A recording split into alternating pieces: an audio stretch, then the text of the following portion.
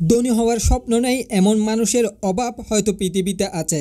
সবাই ধনী হতে চায়, কিন্তু জানেন কি সেই স্বপ্নের পথে আপনার মুখ থেকে বের হওয়া কিছু কথা আপনাকে পিছিয়ে দিতে পারে। অর্থ এবং সফলতা দুটোই খুব সংবেদনশীল জিনিস। কি কথা আছে যা শুধু নিজের মধ্যেই রাখা ভালো। আজকের ভিডিওতে আমরা জানবো ধনী হতে চাইলে যে তিনটি কথা কাউকেই বলা যাবে না।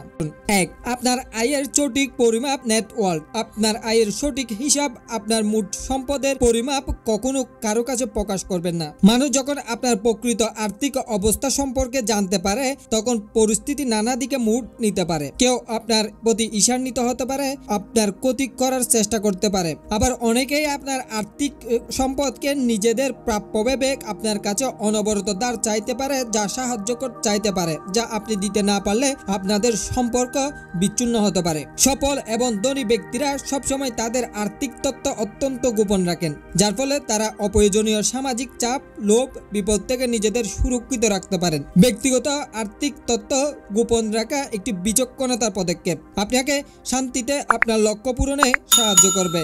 2. আপনার গোপন বিনিয়োগ পরিকল্পনা ও ব্যবসায়িক কৌশল। আপনার নতুন কোনো বিনিয়োগ পরিকল্পনা, ব্যবসায়িক কৌশলের কথা কারো কাছেই বলবেন না। সফল হওয়ার জন্য অনেক সময় এমন কিছু কৌশল বা আইডিয়া নিয়ে কাজ করতে হয় যা আপাতত দৃষ্টিতে সবার কাছে অদ্ভুত এবং অসম্ভব মনে হতে পারে। আপনি যদি আপনার পরিকল্পনাগুলো আগেভাগে সবার কাছে প্রকাশ করে দেন তবে সমালোচনা আপনাকে নিরুৎসাহিত করতে পারে, আপনার আত্মবিশ্বাস ভেঙে দিতে পারে। এর চেয়েও গুরুত্বপূর্ণ হলো আপনার সাধারণ আইডিয়া যদি অন্যের কানে যায় তবে সেটা চুরি করে আপনার আগেই বাজারে এনে দিতে পারে। তাই আপনার পরিকল্পনাকে আপনার গোপন অস্ত্র হিসেবে দেখুন। নীরবে কাজ করে যান। আপনার সাফল্যের ফল আপনার কৌশল সম্পর্কে কথা বলে, তাই নিজেকে কখনো প্রকাশ করবেন না। নিজের গোপন মার্কেটিং নিজেই গোপন রাখুন। 3.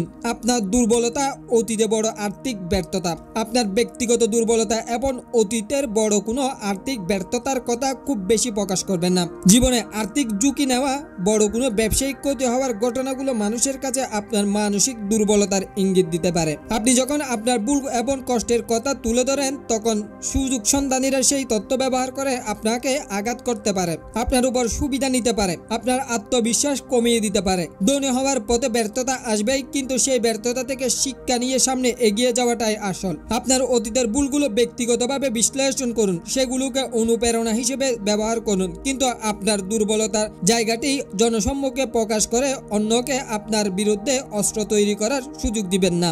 সবসময় ইতিবাচক এবং আত্মবিশ্বাসী মনোভাব বজায় রাখুন। আত্মবিশ্বাসী সামনে এগিয়ে নিয়ে যায়। মনে রাখবেন, আপনার সাফল্য যাত্রাটা একাই শুরু হয়। নীরবতা এবং বিচক্ষণতা আপনাকে আপনার লক্ষ্যে পৌঁছাতে সাহায্য করবে।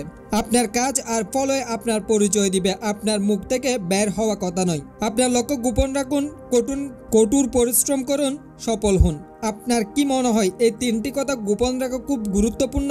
কমেন্ট করে জানান। আর এমন আরও অনুপ্রেরণামূলক কন্টেন্ট পেতে আমাদের চ্যানেলটি সাবস্ক্রাইব করুন।